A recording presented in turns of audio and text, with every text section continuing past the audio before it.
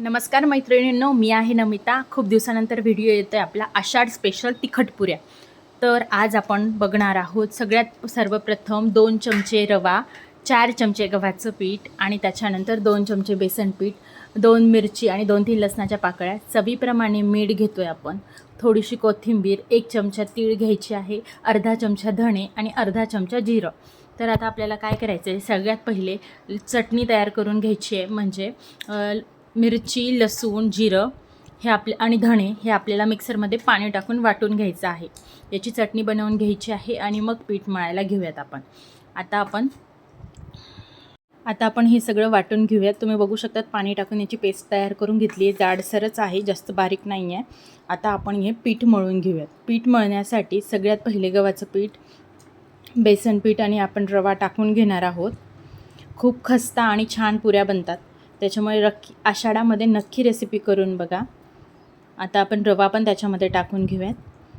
त्याच्यामध्ये जे साहित्य काढलेलं होतं आपण, कोथिंबीरही टाकून घेऊयात. देवाच्या नैवेद्यासाठी असो किंवा खाण्यासाठी असो, चहाच्या आधी नाश्त्यासाठी असो, खूप छान पुऱ्या लागतात. मुलांच्या टिफिनलाही बेस्ट ऑप्शन आहे. चवीप्रमाणे मीठ टाकून घेतलं आहे आणि आता आपण त्याच्यामध्ये पूर्ण ती चटणी जी बनवलेली होती, मिरची, लसूण आणि जिऱ्याची, ती टाकून घेऊयात. ते टाकल्यावर आपण आता कडकडीत गरम तेल टाकणार आहोत याच्यावर मोहनसाठी, पुरी खस्ता होण्यासाठी. तर मी आता त्याच्यावर पीठ टाकून घेतलं आहे आणि आता आपलं पीठ भाजलं जाईल अशा पद्धतीने आपण गरम तेल त्याच्यामध्ये टाकून घेऊयात. तुम्ही बघू शकता छान वाफा आलेलं तेल आपण त्याच्यामध्ये टाकलं आहे.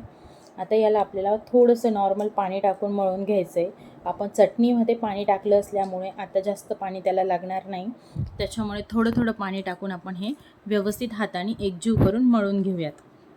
आता मी पाणी जेवढं घेतलं आहे त्यापैकी फक्त मला 2 चमचे पाणी लागलं आहे. याच्यात अजून एक राहिलं. हळद आपण कलरसाठी टाकूयात. हळदीने त्याचा कलर एकदम छान येईल, त्याच्यामुळे नॉर्मल थोडं पाणी टाकून आपण आता हे एकजीव करून घेऊयात. मी एकजीव करून मळून घेते.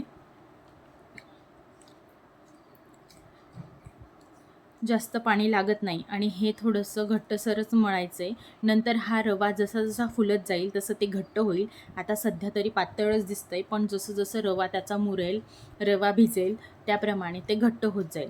आता आपण याचा एक गोळा करून घेऊयात. मोठा गोळा घेतला आहे. छोट्या पुऱ्या न लाटता आपण एक मोठी पूर्ण पारी लाटून त्याला आपण कट करून घेणार आहोत गोल गोल पुऱ्यांच्या आकाराचं. तर तुम्ही बघू शकता मी छान एक मोठी पोळी लाटून घेते. जास्त जाडही नाही आणि जास्त पातळही नाही, अशी आपण एक पूर्ण पोळी लाटून घेऊयात. जसं आपण रेग्युलर पोळी करतो त्या पद्धतीने.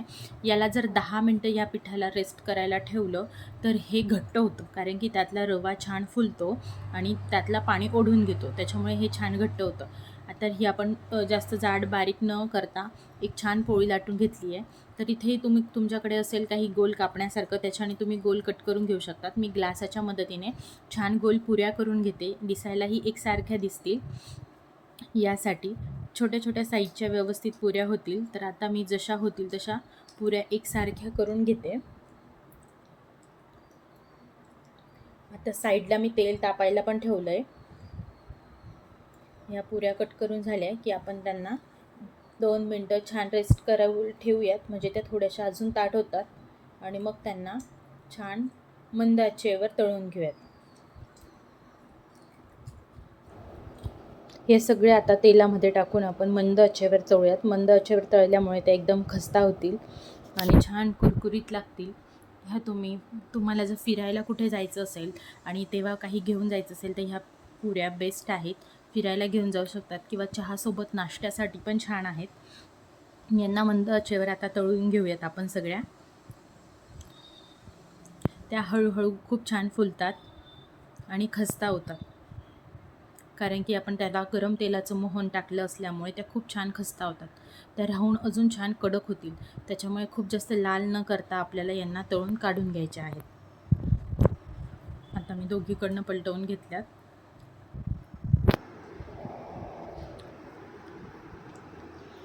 आता आपल्या पुऱ्या तळून झालेल्या आहेत.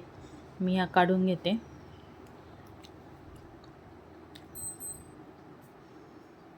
बेस्ट रेसिपी आहे, तुम्ही पण करा आणि माझ्या चॅनलला सबस्क्राईब केलं नसेल तर पटकन जाऊन सबस्क्राईब करा. परत भेटूयात एका नवीन व्हिडिओसोबत. तोपर्यंत धन्यवाद.